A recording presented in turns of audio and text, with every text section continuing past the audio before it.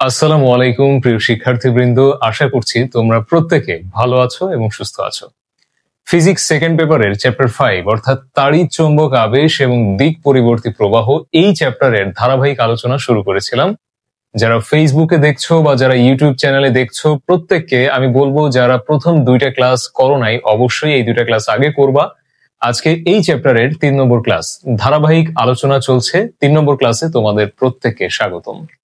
3 নম্বর ক্লাসটা আমরা শুরু করব লেন্জের সূত্রের মাধ্যমে।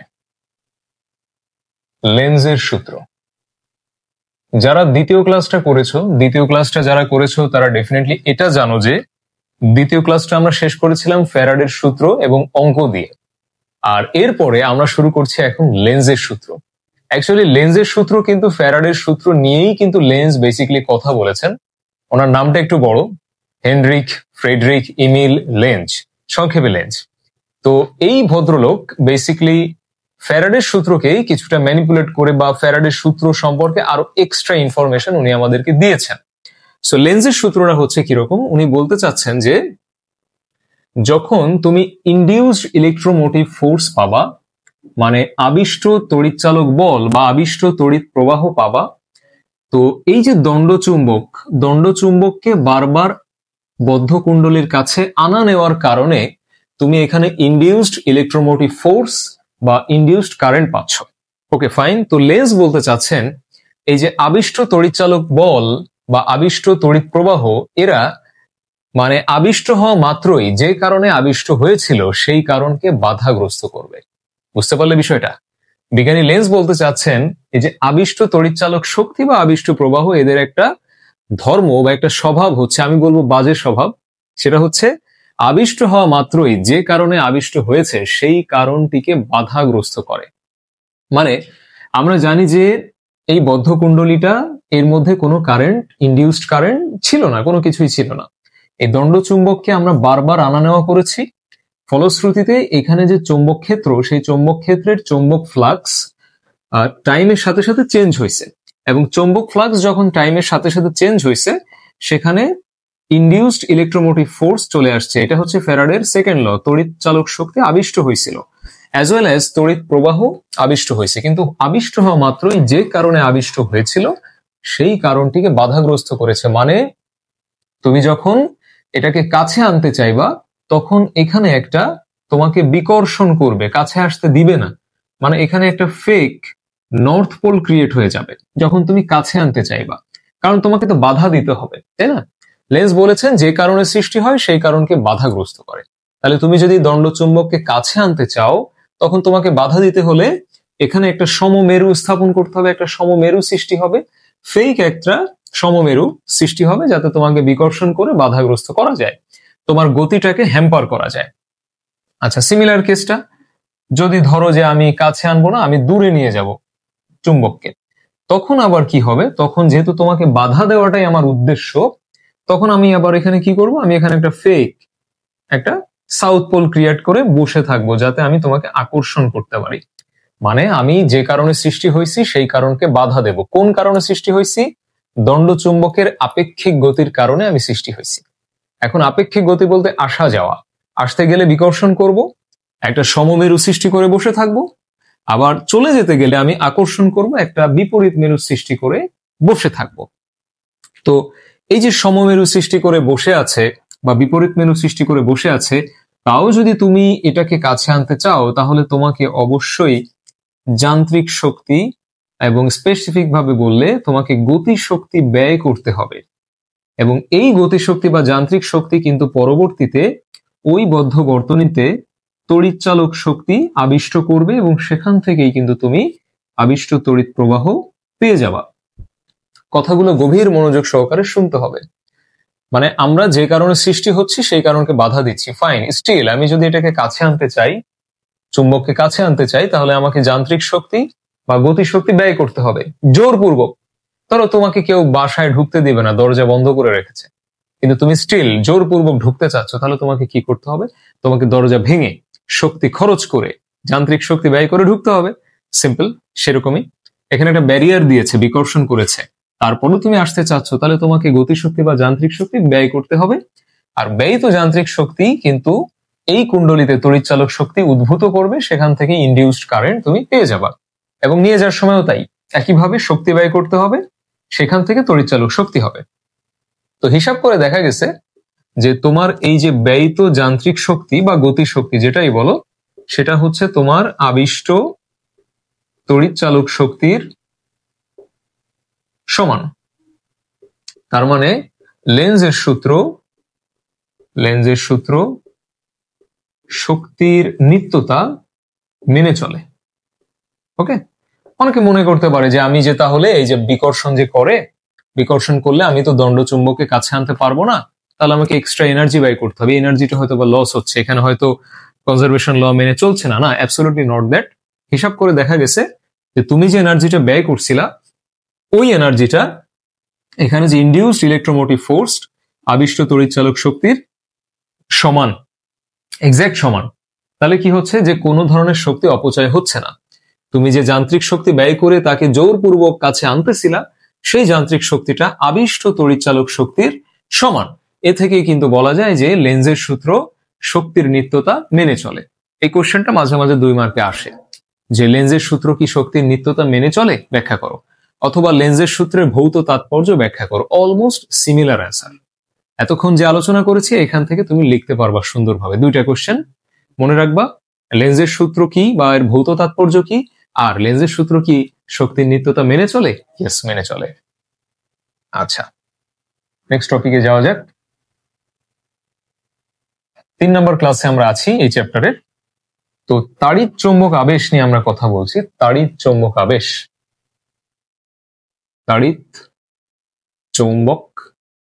আবেশ এটা কিন্তু বেসিক্যালি 2 প্রকার।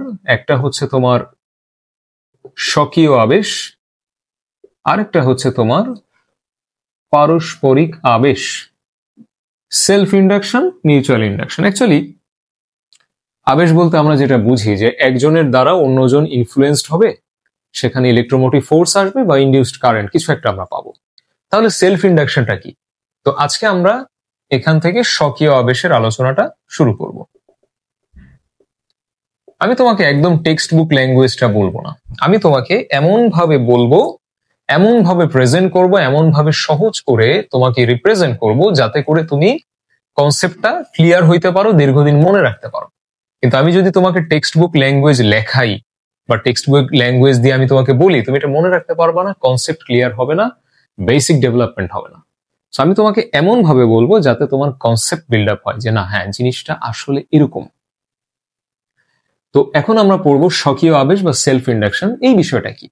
দেখো, অনেক সময় দেখা যায় যে আমরা এক্সাম্পল দিই, আমরা হঠাৎ করে আমরা মোবাইল চার্জে দিব, প্লাগ ইন করলাম, প্লাগ ইন করার সাথে সাথে দেখা যায় কি একটু আগুনের ফুলকি বা স্পার্ক করে উঠছে, আগুনের মতো একটা ফুলকি জ্বলে উঠছে। এটা হচ্ছে সেলফ ইন্ডাকশনের একটা রেজাল্ট। কিরকম? ধরো এখানে এভাবে হয় যে তোমার দীর্ঘক্ষণ ধরো তুমি কারেন্ট চালাচ্ছ না, হঠাৎ করে যখন তুমি অল অন এ সাডেন কারেন্টকে কমান্ড দিবা যে আমার মোবাইলে চার্জ দরকার, 100 অ্যাম্পিয়ার দরকার, এটা হঠাৎ করে নিতে পারে না বর্তনী, এটা হঠাৎ করে নিতে পারে না, তার সময় লাগে। কারণ সে তার মধ্যে একটা কি চলে আসে, একটা জড়তা চলে আসে, দীর্ঘক্ষণ কারেন্ট চলে না।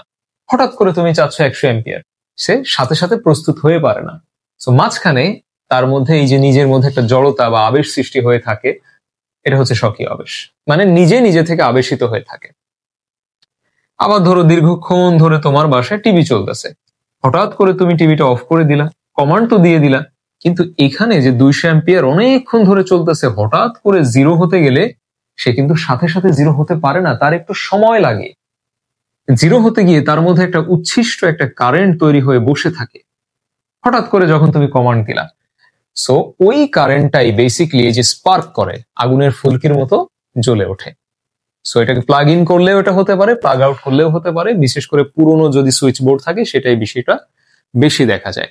সো আই হোপ তুমি এক্সাম্পলটা বুঝতে পারছো যে স্বকীয় আবেশ হচ্ছে কোনো বর্তনী যদি নিজেকে নিজে আবেশিত করে, নিজেকে নিজে আবেশিত করে সেখানে যে আবেশটা সৃষ্টি হয় ওটা হচ্ছে স্বকীয় আবেশ, নিজেকে নিজে আবেশিত করা বা নিজের মধ্যে যে জড়তা ওইটা।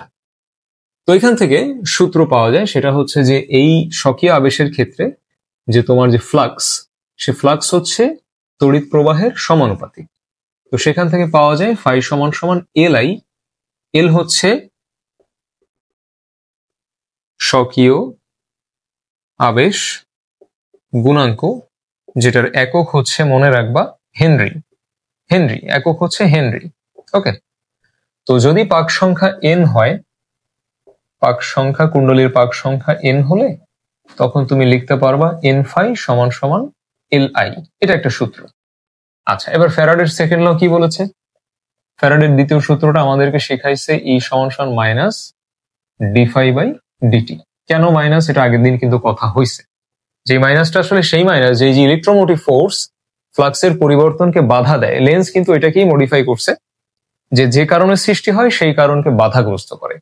মানে ফ্লাক্সের পরিবর্তনের কারণেই কিন্তু সে সৃষ্টি হয়েছে, বাট সৃষ্টি হওয়া মাত্র সে ফ্লাক্সের পরিবর্তনকেই ফার্দার বাধা দেয়, এই জন্য মাইনাস। তো এখানে আমরা যদি একটু বসানোর চেষ্টা করি যে আমাদের এখানে ধরো যে পাক সংখ্যা এন আছে, তাহলে d phi by dt N দিয়েই দিলাম। তো এন থাকলো ডিডিটি। ওকে, এখানে হচ্ছে এল আই, তাহলে minus N L dI dt. Okay, এটা আরেকটা সূত্র হিসেবে তুমি মুখস্থ রাখবে, এখান থেকে অঙ্ক আসবে। আবার বলছি, এল মানে হচ্ছে স্বকীয় আবেশ গুণাঙ্ক এবং যেটার একক হচ্ছে হেনরি। কোন বর্তনী যখন নিজেকে নিজেই আবিষ্ট করে, ধরো দীর্ঘদিন ধরে তুমি প্রত্যেকদিন সকাল 9টায় চা খাও, পরের দিন একদিন যদি তুমি না খেতে পারো, দেখবা যে অনেকের মাথা ধরে যায়, অনেকের মাথা ছিঁড়ে যায়, অভ্যাস কোথাও যেন একটা কমতি থেকে যাচ্ছে, রাইট? এটাকে বলে নিজেকে নিজে আবেশিত করা। কেউ তোমাকে ইনফ্লুয়েন্স করছে না যে তুমি চা খাও, বা কেউ তোমাকে এগিয়ে দিচ্ছে না, বাট নিজের মধ্যে একটা তাড়না তৈরি হয়েছে, না আমি তো এই সময় প্রত্যেকদিন চা খাই, তো আজকে কি হইলো। এই যে নিজেকে নিজে ইনফ্লুয়েন্স করা। তো যে কোনো বর্তনী যখন নিজেকে নিজে ইনফ্লুয়েন্স করে একটা আবেশ সৃষ্টি হয়, ওটাকে বলে স্বকীয় আবেশ। আর স্বকীয় আবেশের জন্য এই দুইটা সূত্র তুমি মোটামুটি মনে রাখলে চলবে, ঠিক আছে? তো সুন্দর করে দেখে নাও এই দুইটা সূত্র এবং নোট ডাউন করো। আর তারপর এখানে আমি 3টা অঙ্ক রাখছি এই সূত্রগুলোর উপরে।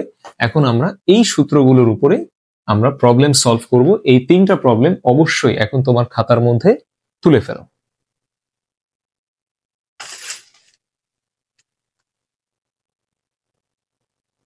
হোপফুলি সবাই খাতায় তুলে ফেলছো অঙ্কগুলা। ভিডিওটা পজ করে এবার আমরা একটা সলিউশনে যাই।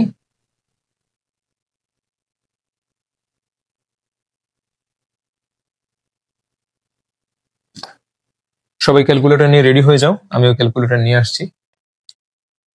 এখানে পাক সংখ্যা দেওয়া আছে, কোন কুণ্ডলীতে এত প্রবাহ চালালে এত ফ্লাক্স হয়, স্বকীয় আবেশ গুণাঙ্ক ফাইন।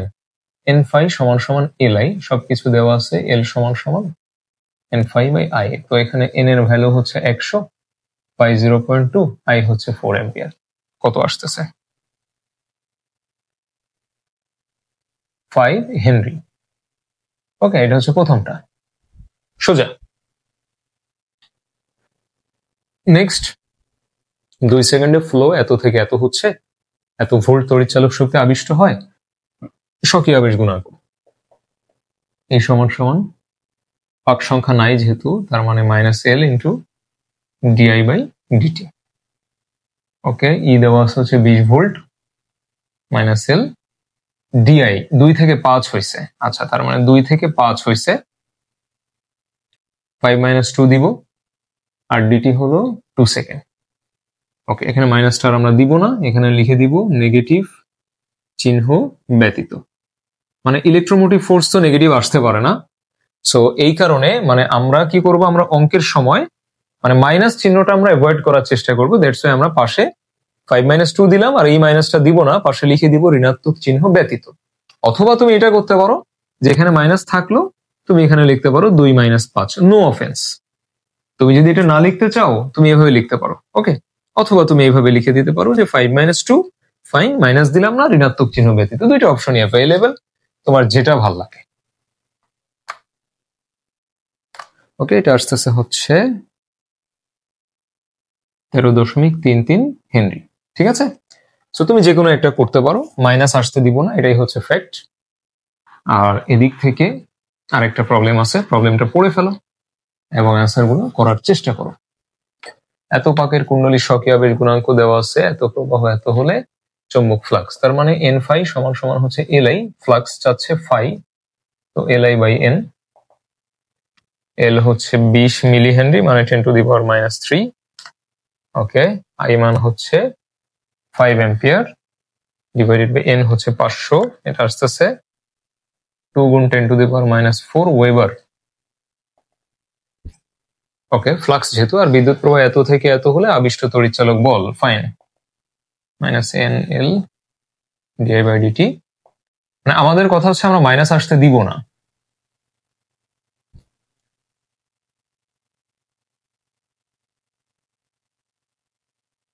ফাইভ থেকে -2, ওকে ফাইন, -2 -5 এভাবে করলে আমাদের মাইনাসটা আর আসবে না। করে দেখো।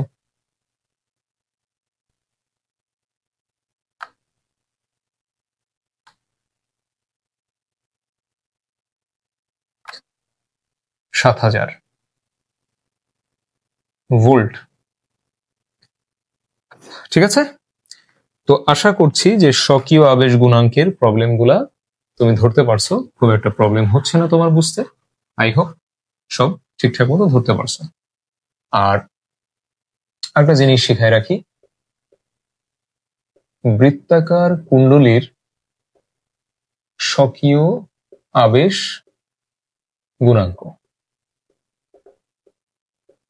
এটার জন্য একটা স্পেশালাইজড সূত্র আছে। বৃত্তাকার কুণ্ডলীর স্বকীয় আবেশ গুণাঙ্ক, দেখো তুমি যেটা জানো সেটা হচ্ছে যে এন ফাই সমান সমান হচ্ছে এল আই, তাহলে এল সমান সমান কি দাঁড়ায়, N phi divided by I. এখন এই যে ফাই, ফাই মানে কিন্তু আবার এ বি লেখা যায়, রাইট? তাহলে এই এ বি, এটা যেহেতু বৃত্তাকার কুণ্ডলী, তো বৃত্তাকার কুণ্ডলী যদি এন পাকের হয় তাহলে mu not N I divided by হচ্ছে 2r। এটা চতুর্থ অধ্যায়ের একটা সূত্র, যে যদি বৃত্তাকার কুণ্ডলী হয় সেই বৃত্তাকার কুণ্ডলীর ব্যাসার্ধ ধরো আর, আর এই কুণ্ডলীর মধ্যে দিয়ে ধরো আই পরিমাণ কারেন্ট যাচ্ছে, তাহলে সেন্টারে তোমার কি মানের চৌম্বক ক্ষেত্র পাবা, মিউ নট